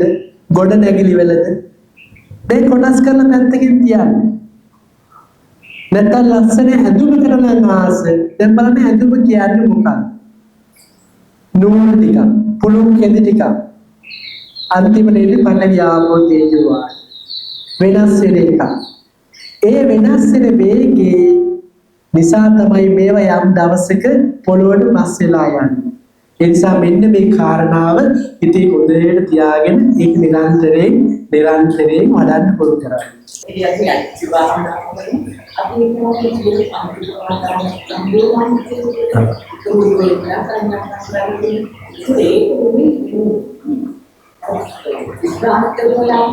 ඉතින් සුද්දාෂ්ටක කියන්නේ මොනවද? රූපනේ. ඉතින් පංචස්කන්ධය අනිත්‍යයි කියලා වචනෙන් කිව්වට අපිට විදර්ශනා වැඩෙනවද? මට බඩගිනි කියලා හිතුවට බඩ පිරෙනවද? නෑනේ. ඒ වගේ පංචස්කන්ධය අනිත්‍යයි කියලා වැඩුවට විදර්ශනා වැඩෙන්නේ නෑ. පංචස්කන්ධේ රූපස්කන්ධය කියන්නේ මොකක්ද?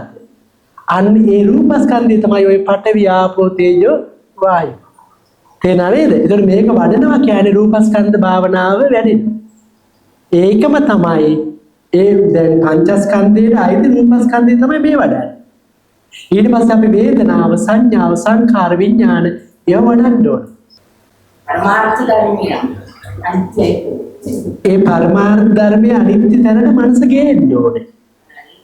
එහෙම මනස එතෙන්ද ගේන්නේ නැතුව අපි පංචස්කන්ධය අනිත්‍ය ඇත්තටම ඉතින් පංචස්කන්ධය කියන්නේ මොකක්ද කියලා ඉස්සෙල්ලා දැනගන්න ඕනේ නේද? දැන් මේ කියලා දෙන්නේ රූපස්කන්ධය ගැන.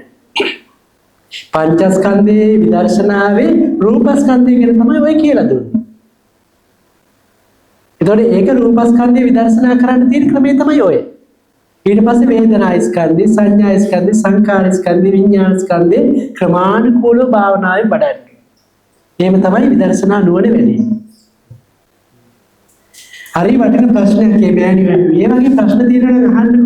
දැන් සමහර කෙනෙකුට හිතෙන්න පුළුවන් මේ ඕවා නෙවෙයි නිකන් පංචස්කන්ධය අනිත්‍යයි කියුවම භාවනාව වැඩෙනවා කියලා. නේද? ඒතර පංචස්කන්ධය මොකක්ද කියලා අපි දැනගන්න ඕනේ. ඒතර පංචස්කන්ධය මොකක්ද අනිත්‍ය වෙන්නේ කියලා දැනගන්න ඕනේ. නිවන කියන්නේ ප්‍රත්‍යක්ෂව අවබෝධ වෙන්න ඕනේ කියලා. එහෙම නැත්නම් අපි පොතෙන් කියනවත් බණකින් කියනවත් අපිට ඒක අවබෝධ වෙන්නේ දැන් ඇපල් කාලා තියෙනව නේද හැම කෙනාම කාලා තියෙනවා. ඇපල් ගෙඩිය රස කියන්න පුළුවන්. කාටද පුළුවන් ඇපල් ගෙඩිය රස කියන්නේ? කියන්නේ රස කියන්නේ පරමාර්ථ ධර්ම. පරමාර්ථ අපිට වචන වලින් හඳුන්වලා දෙන්න බෑ. ඒක කියනවා අපි ඇපල් රස කියලා. ඒතර ඇපල් රස කියන්නේ මොන රසද? කැරි රසද? ඇඹුල් රසද? අන්න ඒ වගේ දෙයක් නිසා එතකොට අපි ඒක හරියට අවබෝධ නමුත් රස කියා ගන්න බැරි වුණාට රස විඳලා තියෙනවා. රස විඳපු නැති කෙනාට ඒක අවබෝධ වෙනවද මේ අහවල් රස කියලා? නෑ. ඒ වගේ අපි මේ පරමාර්ථ ධර්මයන් ගැන පරමාර්ථ වශයෙන් විදර්ශනා නොකොට පංචස්කන්ධය අනිත්‍යයි කියලා කොච්චර කිව්වත් ඒකේ ධර්මතාවය වැඩෙන්නේ නෑ. ඒ නිසා අපි මේ විදර්ශනාව තුළින් මේ පංචස්කන්ධය අනිත්‍ය වශයෙන් වඩන්න පුරුදු කරගන්න ඕනේ. ඒ වගේ ගැටලු තව තියෙනවද?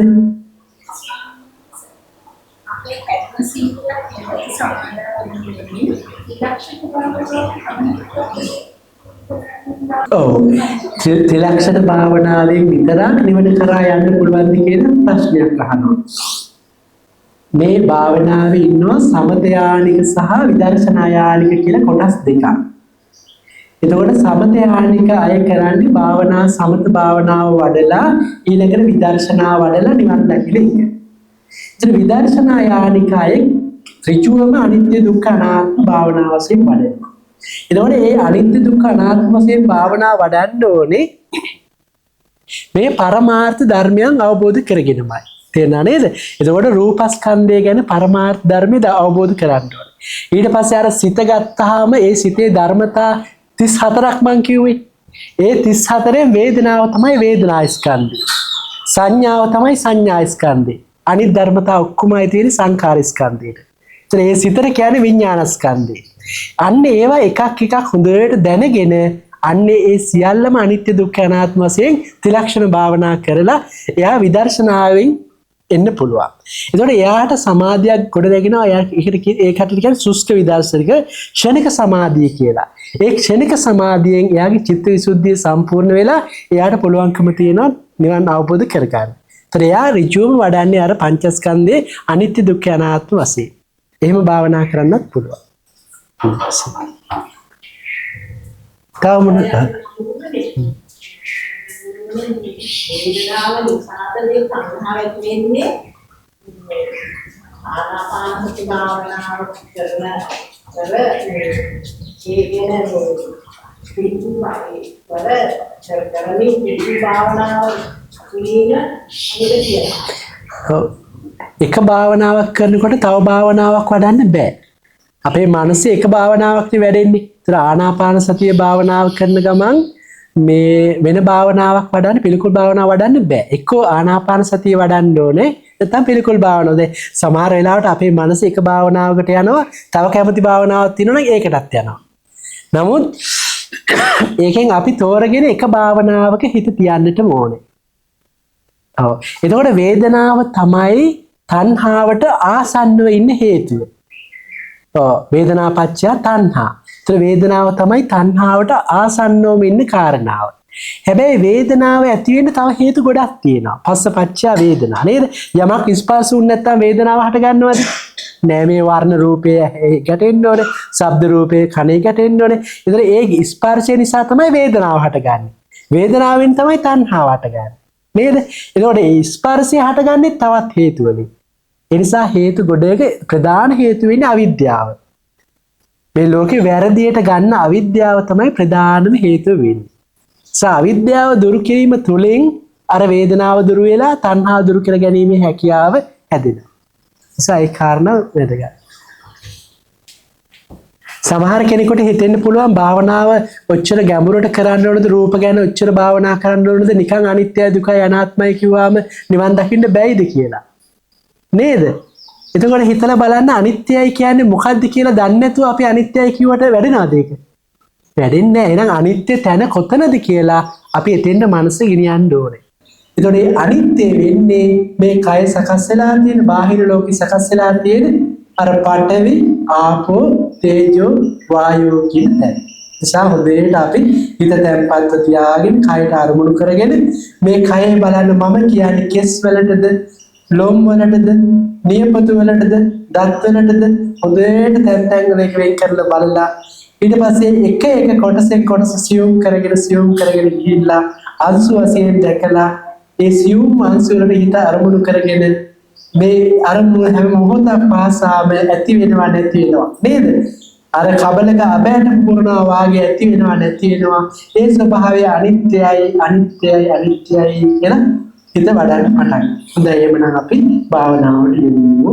ඉතින් ඊටාම වාසනාවන්ත පිරිසක් අද කාලේ මේ ආකාරයට සමාධි භාවනාව වඩා ගන්න, විදර්ශනා භාවනාව වඩා ගන්න තමගේ කාලය මේ ආකාරයට යොමු කර ගැනීම. ඉතින් මේ පුහුණු වෙන භාවනා ඥානෙ තමගේ එදිනෙදා ජීවිතයට යොමු කරගෙන ජීවිතේ ගත වෙන කාලය භාවනාව යෝගියව ගත කරගන්න මේ පින්වත් පිරිස උත්සාහවන්ත වෙත්වා කියලා අපි ආරාධනා කර සිටිනවා. ඉතින් අපි විදර්ශනා දැනුම දියුණු කරගන්නට ඕනේ. ඒ වගේම සුතමේ ඥානෙ, ඒ වගේම චින්තාමේ ඥානෙ, භාවනාමේ ඥානෙ කියන මේ ඥාන තුන සම්පූර්ණ කරගන්නට ඕනේ. ඒ භාවනාවෙන් තමයි භාවනාවේ ඥානෙ සම්පූර්ණ භාවයටපත් වෙන්නේ. ඉතින් අද දවසේදී අපි මේ කරගන්න යෙදුණු උතුම් කුසල ශක්තිය අපි සියලු දෙනාටම ජාති ජරා ව්‍යාධි මරණ ශෝකයෙන් අත මිදුණු සාන්ත ලෝතුරු නිර්වාණ ශාන්තිය සැලසීම පිණිසම හේතු වාසනා වේවා කියලා ප්‍රාර්ථනා කරමු.